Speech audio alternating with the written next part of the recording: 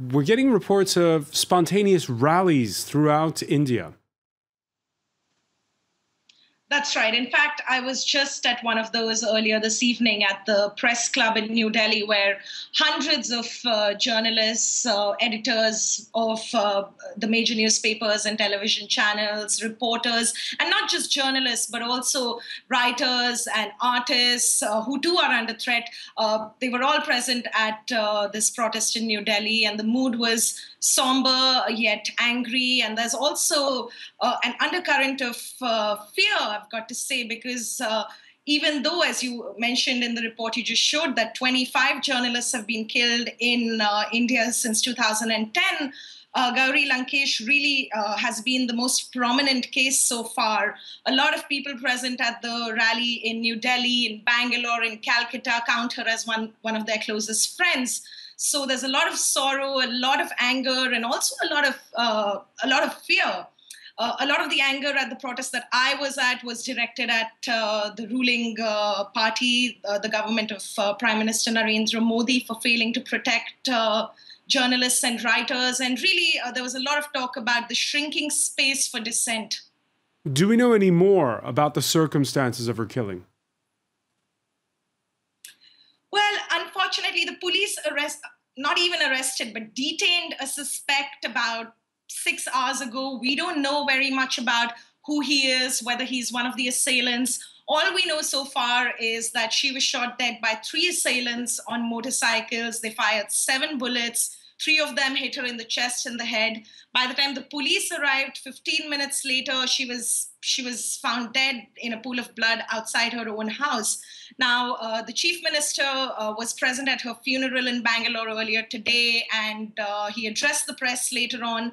And he said that he's directed the police in Karnataka to provide protection to those who express progressive thoughts. So there's a lot of debate around that. Is every journalist or every writer going to need personal security? And how is the state even going to manage that? Have we heard any statements from the government?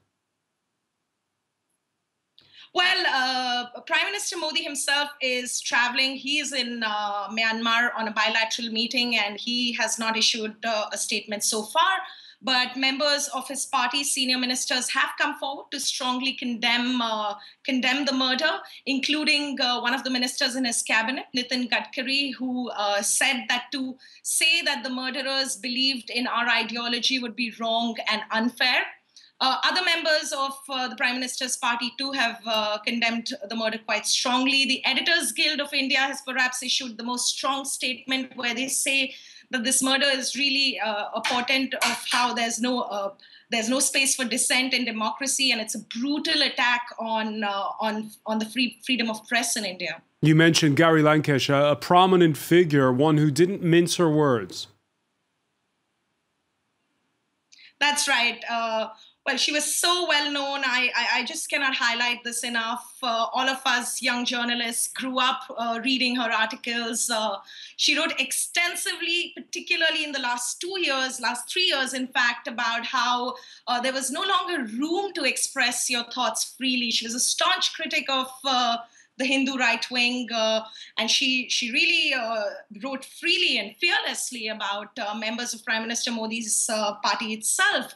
She was also known as a Naxal sympathizer. Naxalites are left-wing guerrillas who are waging a bloody insurgency in parts of the country.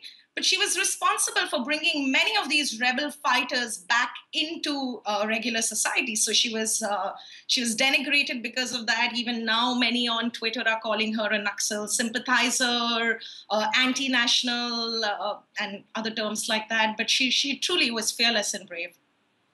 Mandakini Gahlot, many thanks for that update from Delhi.